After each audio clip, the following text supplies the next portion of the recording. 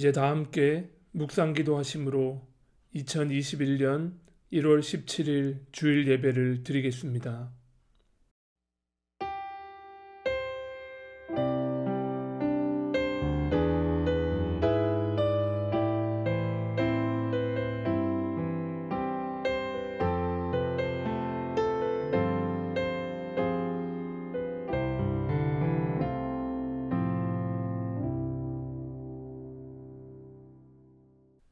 여호와께서 자기를 위하여 경건한 자를 택하신 줄 너희가 알지어다. 내가 그를 부를 때에 여호와께서 들으시리로다. 어려움의 때에 당신께 피할 곳을 찾아 주의 도움을 구하는 이들에게 구원을 베푸시는 주님. 이 시간 우리가 한 곳에 모여서 예배하지는 못하지만 각자의 삶의 자리에서 예배합니다. 우리 예배를 받으시고 예배를 통해 하늘 뜻을 깨달아 우리의 삶에 펼치게 하옵소서. 예수님 이름으로 기도합니다. 아멘. 이 시간 다 함께 온 맘 다해 찬양하겠습니다.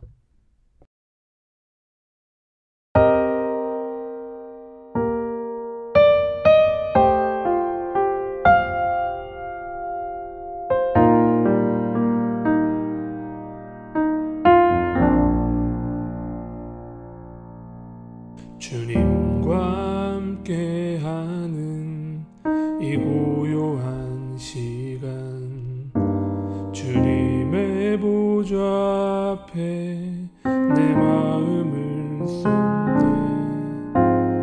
모든 것 아시는 주님께 감출 것 없네.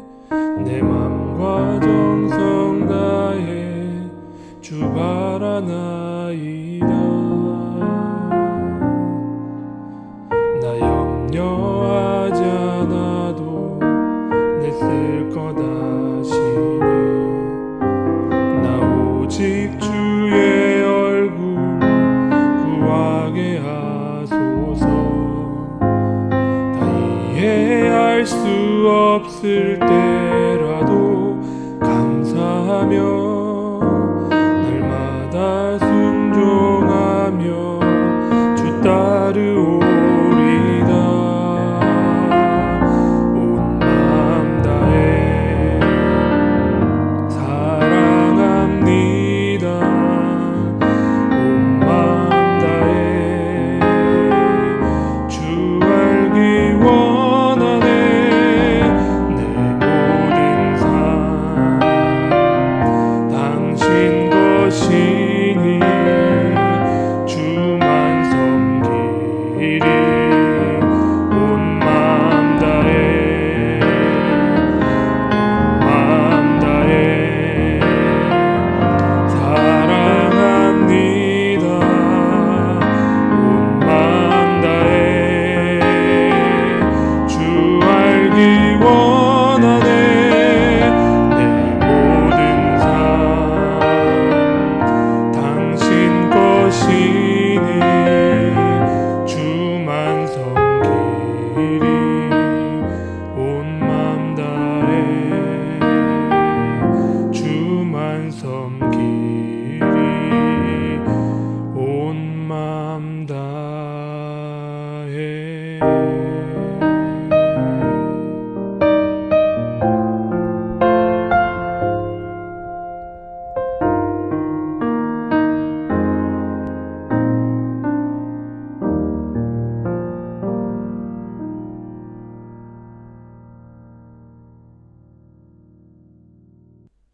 이 시간 사죄의 기도를 드립시다.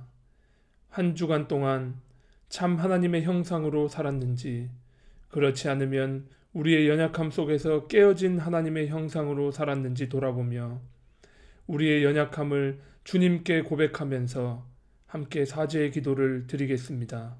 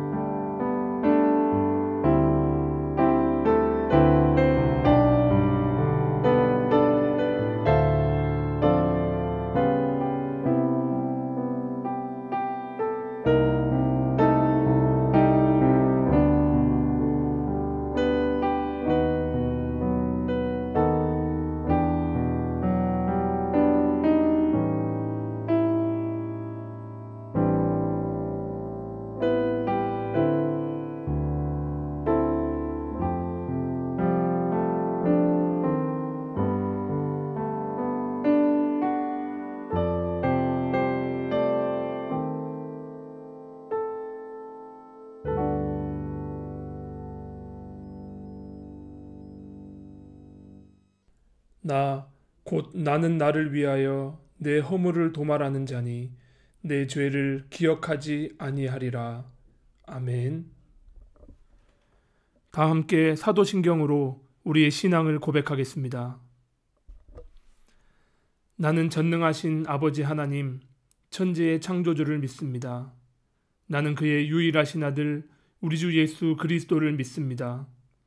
그는 성령으로 잉태되어 동정녀 마리아에게서 나시고 본디오 빌라도에게 고난을 받아 십자가에 못 박혀 죽으시고 장사된 지 사흘 만에 죽은 자 가운데서 다시 살아나셨으며 하늘에 오르시어 전능하신 아버지 하나님 우편에 앉아 계시다가 거기로부터 살아있는 자와 죽은 자를 심판하러 오십니다.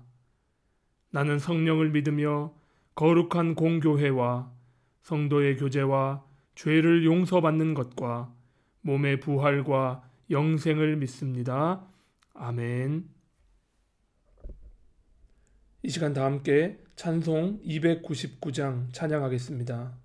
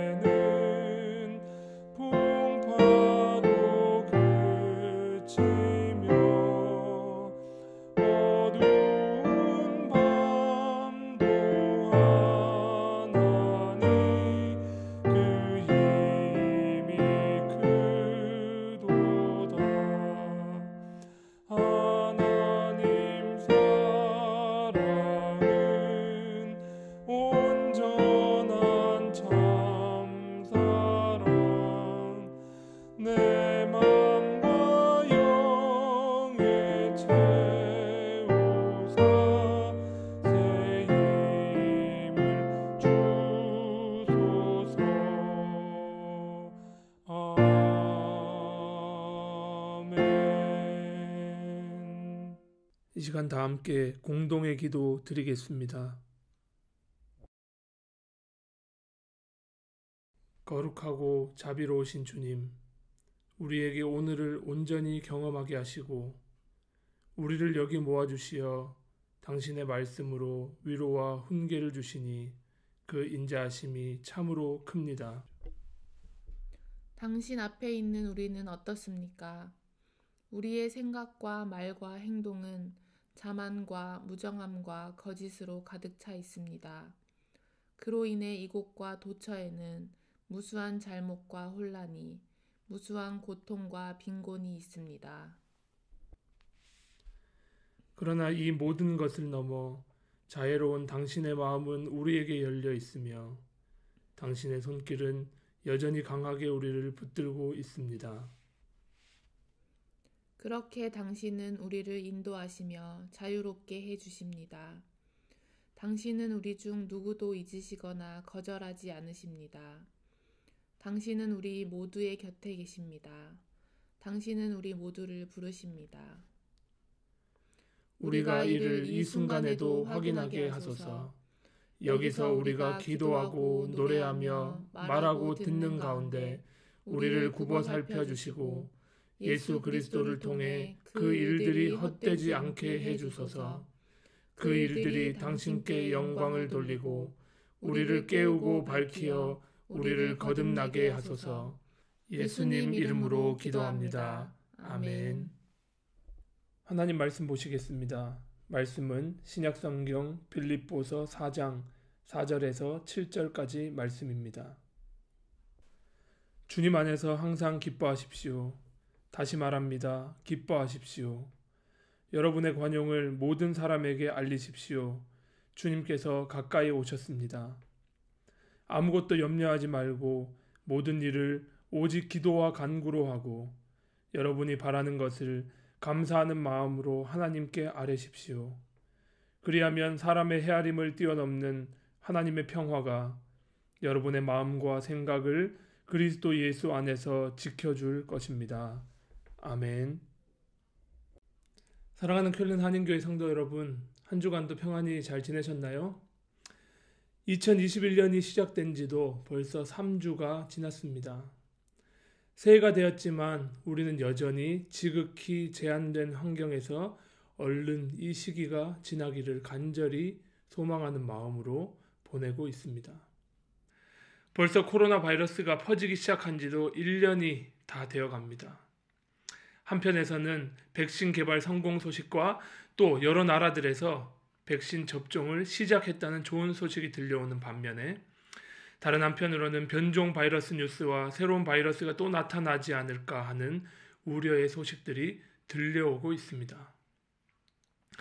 길어지는 이 혼란의 시기에 그리스도인으로서 우리는 어떠한 삶의 자세를 가져야 할까요? 그리고 우리는 이 시기를 지나면서 어떠한 삶의 태도로 기도를 드리고 또한 그 기도의 내용을 채워야 할까요? 오늘 저는 이 질문에 대한 답을 바울의 편지 빌립보서에서 한번 찾아보려고 합니다. 빌립보서에서 바울은 고난과 역경의 상황에서 그리스도인의 삶의 자세가 어떠해야 하는지를 잘 보여주고 있습니다. 우리가 겪고 있는 코로나의 위기와는 분명히 결이 다른 위기였지만 빌립보서를 기록할 당시 바울과 빌립보 교회는 분명 고난과 역경의 시기를 보내고 있었습니다. 그 배경을 간단히 정리해보면 다음과 같습니다. 빌립보서는요, 우리에게 옥중서신으로 잘 알려져 있는 만큼 이 편지를 쓰고 있는 발신자 바울은 예수 그리스도의 복음을 전하다가 감옥에 갇혀 있었습니다.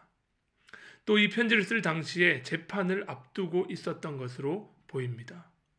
그 재판의 결과에 따라서 바울은 풀려날 수도 있었고 또 바울은 풀려나기를 소망하면서 빌립보 교인들을 만나고 싶어하는 소망도 표현하고 있지만 반면에 사형에 처해질 위험도 있었습니다.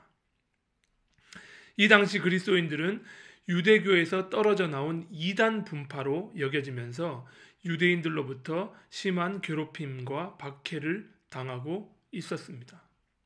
또한 그와 동시에 예수를 메시아 그리스도로 고백하며 로마 황제를 불편하게 하는 세력으로 로마 당국에 의한 탄압 또한 있던 시기였습니다.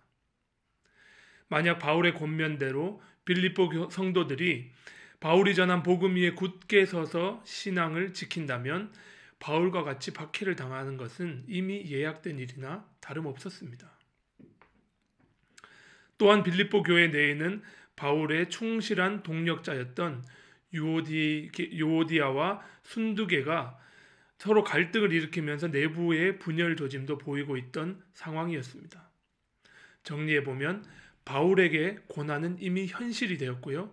그리고 빌립보 교인들에게는 이미 예정된 고난의 상황이 있었던 것이죠. 거기에다가 교회 내부의 분열까지 보였던 아주 암담하고 힘든 시기에 바울은 사랑하는 빌립보 교인들을 믿음으로 권면하기 위해서 이 빌립보서라는 편지를 쓰게 됩니다. 내일을 장담할 수 없는 이 위기의 시기에 바울은 참 그리스도인의 삶의 자세는 어떠해야 한다고 권면했을까요?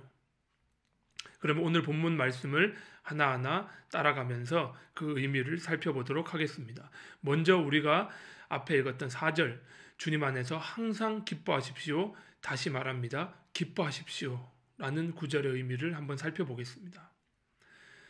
빌립보 교회는 이렇게 어려운 상황 가운데 처해 있었지만 바울은 빌립보 교회에 보내는 이 짧은 편지에 기쁨과 즐거움이라는 단어를 14회, 14번이나 사용하고 있습니다. 우리가 4절에 읽은 것처럼 명령형, 이렇게 기뻐하라, 기뻐하십시오, 즐거워하십시오 라는 명령형은 빌립보서에 총 3번 등장하고 있습니다. 그런데 이 바울이 사용한 기쁨, 이 즐거움이라는 단어의 용례를 살펴보면 그냥 단순히 감정적인 기쁨, 어떤 일이 기쁜 일이 있었으면 딱 일어나서 와 정말 내가 속으로 너무 기쁘다, 너무 즐겁다 이런 용례의 뜻은 아니었습니다. 오히려 바울이 기쁨, 즐거움이라고 할 때 또는 기뻐하라, 즐거워하라 라고 할 때 그 의미는 헬라어 에이레네라는 평강, 평화와 비슷한 뜻으로 사용되고 있습니다. 이것은요, 세상의 모든 것을 침착하게 바라보는 태도를 뜻하는 의미입니다. 위기의 상황 가운데서도 침착할 수 있어야 된다는 것인데요. 그 이유는, 그 근거는 어디에 있는가? 바로 신실하신 하나님을 신뢰하는 것에서부터 오는 것입니다. 하나님이 그의 아들을 통해 이 세상을 긍정하신 것, 그것을 신뢰하는 것에서 오는 평화, 그 안에서 오는 기쁨을 말하는 것입니다. 다른 말로 하면 하나님이 이 피조 세계를 창조하셨으니 그 창조하신 하나님께서 이 세상을 꽉 붙들고 계신다는 믿음, 그것이 바로 예수 그리스도 안에서 나타난 하나님의 사랑이었죠. 그 믿음으로 인해서 우리는 급박함 속에서도 또 이 불안정하고 어려운 현실 가운데서도 평안 그리고 기쁨을 누릴 수 있다는 말입니다. 여기서 기뻐하라는 명령문은 억지로 짜내는 기쁨, 그러니까 우리 주변에 힘들고 어려운 상황에 처한 사람이 있는데 가서 야 성경 말씀에 빌립보서 4장 4절 말씀에 기뻐하라고 기록되어 있어, 그러니까 너는 기뻐해야 돼, 그렇지 않으면 잘못하는 거야 라는 의미로 사용할 수 없는 구절입니다. 그런 억지스러운 기쁨을 말하는 것이 아니기 때문이죠. 또한 다른 한편으로는 힘들고 어려운 고난 가운데 기뻐하라는 말은 그냥 하나님 다 알아서 잘 해주실 거니까 걱정하지 마, 그냥 알아서 잘 되겠지 라고 하는 방관적인 자세를 뜻하지도 않습니다. 이 구절의 의미는 고난의 상황이 있더라도 하나님의 신실함을 신뢰하면서 침착하게 현실을 바라보라 하는 뜻입니다. 그리고 그 안에서 침착하게 바라보는 그 현실 안에서 무엇이 옳고 그른지 분별할 줄 아는 통찰을 가지라, 이런 의미로 해석할 수 있겠습니다. 그 다음 구절에서 바울은 이렇게 말합니다. 여러분의 관용을 모든 사람에게 알리십시오. 바울은 빌립보 교인들에게, 고난과 역경 앞에 있는 빌립보 교인들에게 이렇게 말했죠. 여러분의 관용을 모든 사람에게 알리십시오. 주님께서 가까이 계십니다. 가까이 오셨습니다. 라고 말합니다.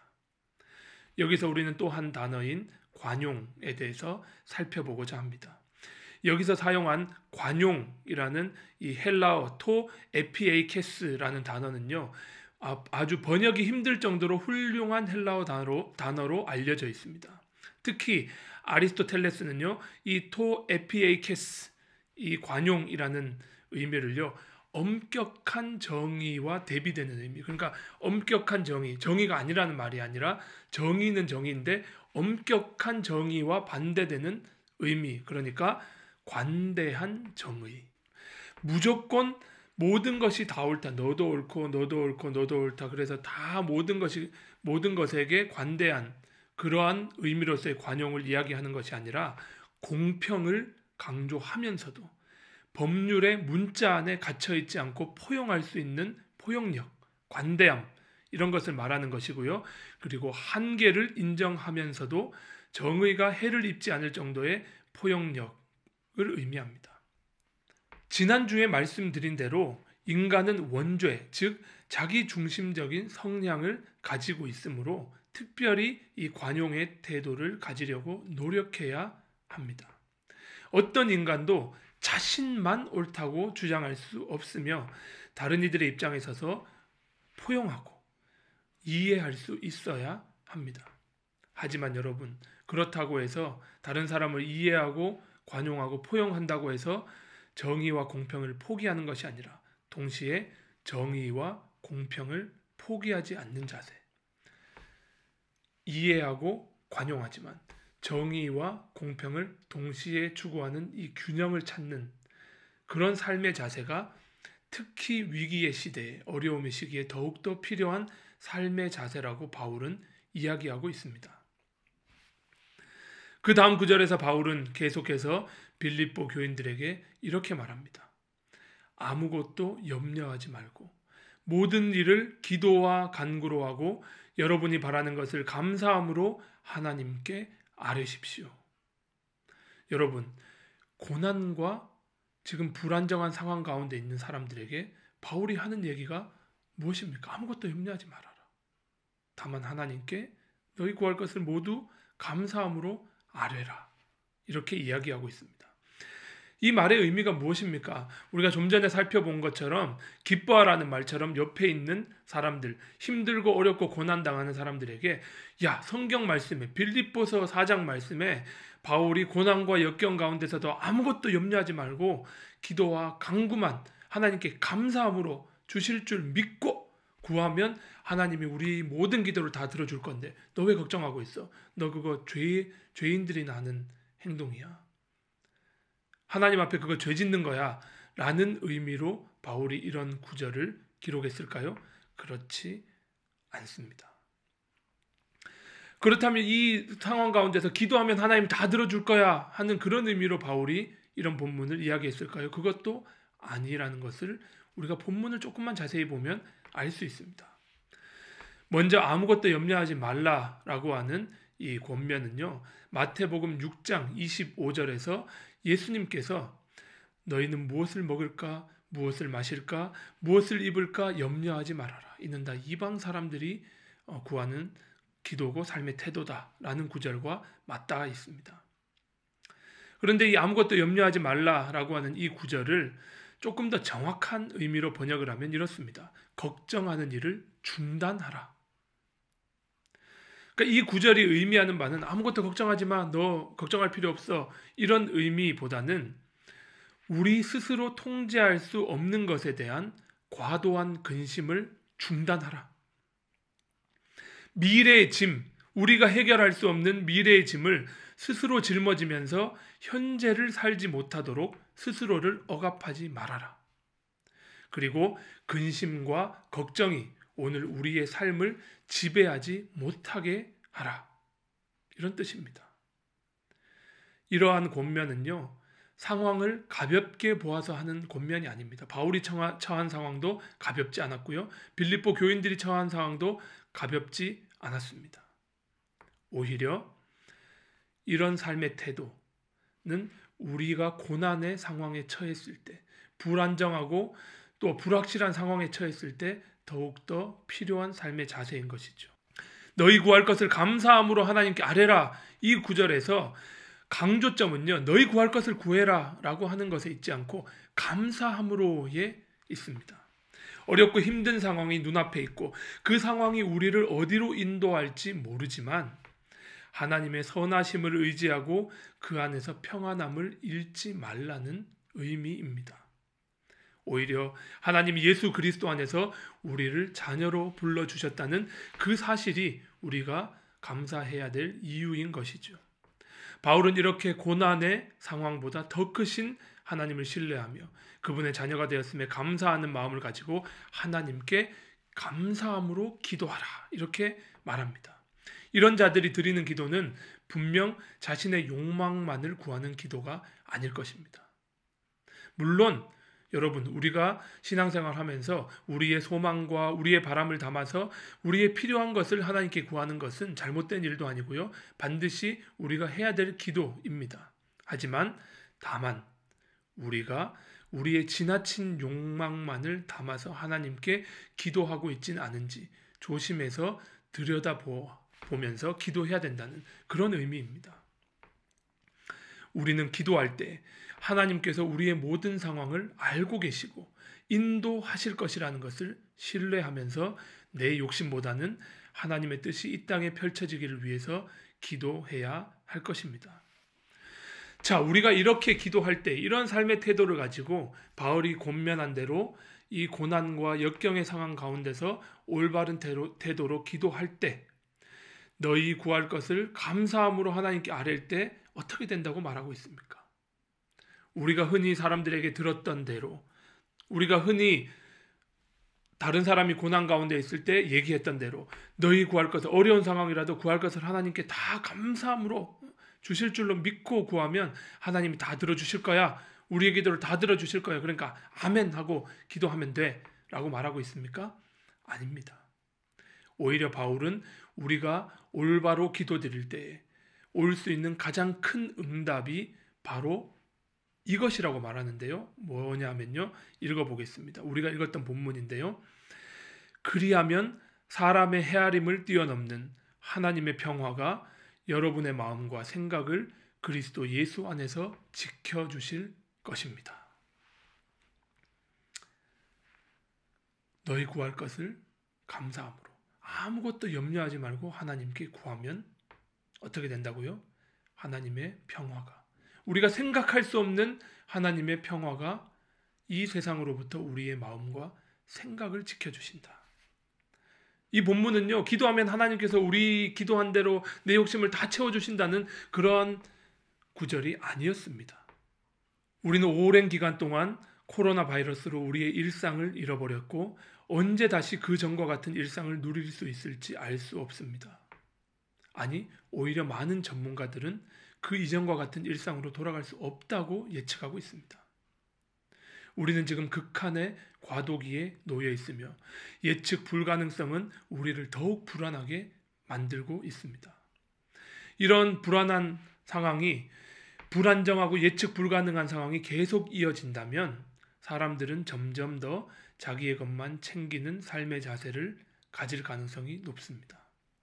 먹고 살기 어려울수록 모든 것이 위축되고 자신들만, 또 자신이 속한 공동체만 잘 되면 된다는 이기주의가 기승을 부리게 마련입니다.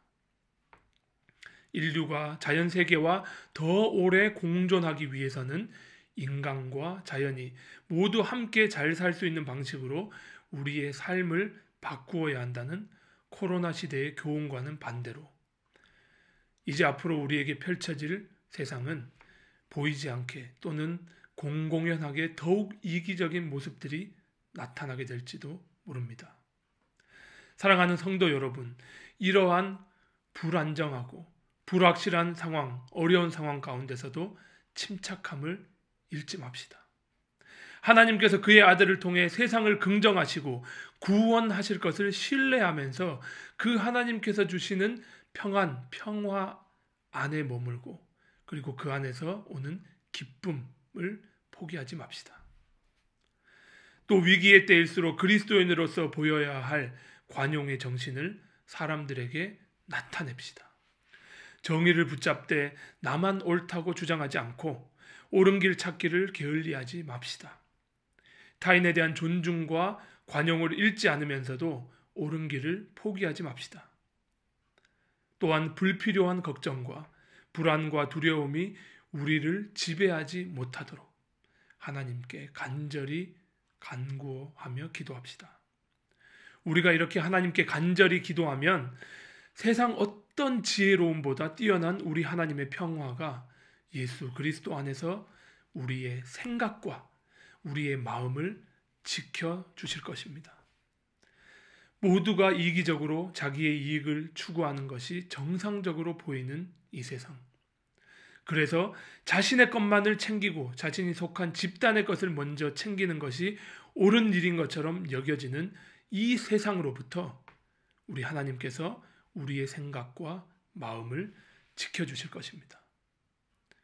자기 중심성에 갇혀있는 우리 힘으로는 할 수 없지만 우리가 하나님의 정의, 하나님의 뜻을 포기하지 않고 끝까지 구할 때 하나님께서는 우리의 생각과 마음을 지켜주실 것이고 그를 통해 세상을 변화시킬 것입니다. 잠언을 기록한 저자는 이 세상에서 사람들이 살아가면서 참으로 지켜야 할 것이 무엇인지 알고는 이렇게 기록했습니다. 그 무엇보다도 너는 내 마음을 지켜라. 그 마음이 바로 생명의 근원이기 때문이다. 이 시대 그리스도인들, 바로 우리 성도님들이 감사함으로 기도하면서 지켜낸 이 소중하고 아름다운 마음이 이기적인 사람들의 마음을 녹여서 이 시대의 갈 길을 비춰줄 수 있기를 주님의 이름으로 축원합니다. 기도하겠습니다.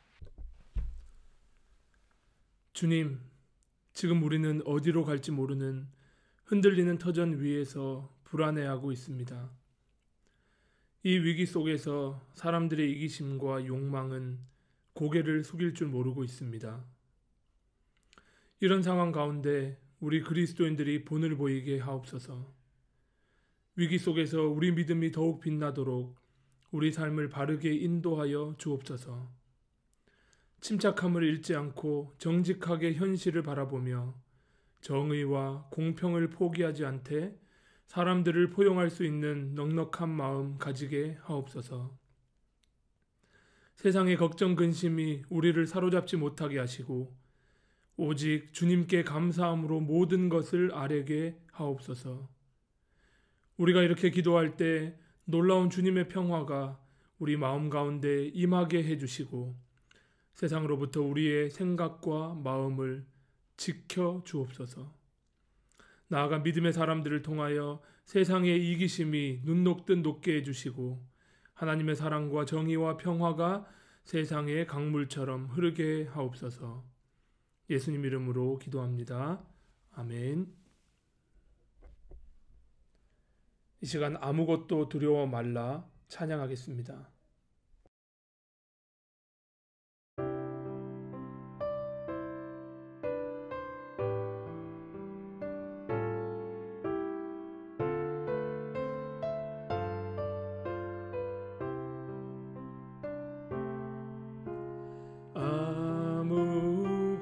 아무것도 두려워 말라 주 나의 하나님이 지켜주시네. 놀라지 마라 겁내지 마라 주님 나를 지켜주시네.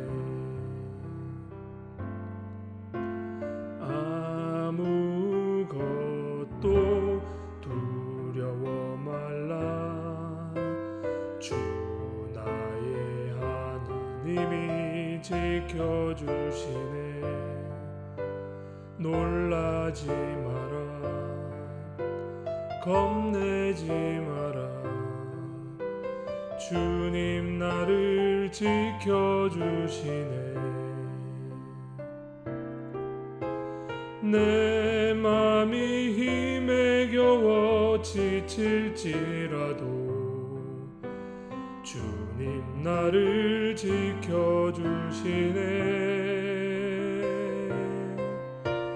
세상의 험한 풍파 몰아칠 때도 주님 나를 지켜주시네.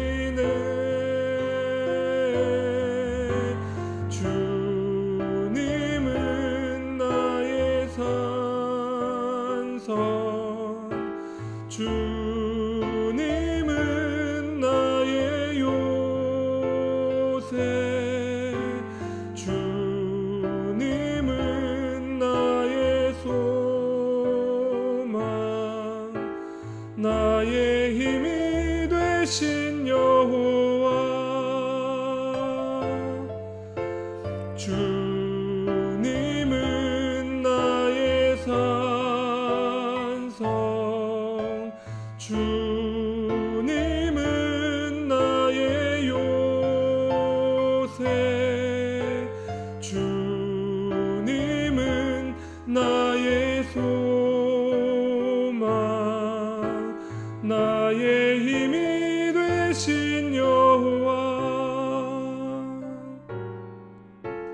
나의 힘이 되신 여호와.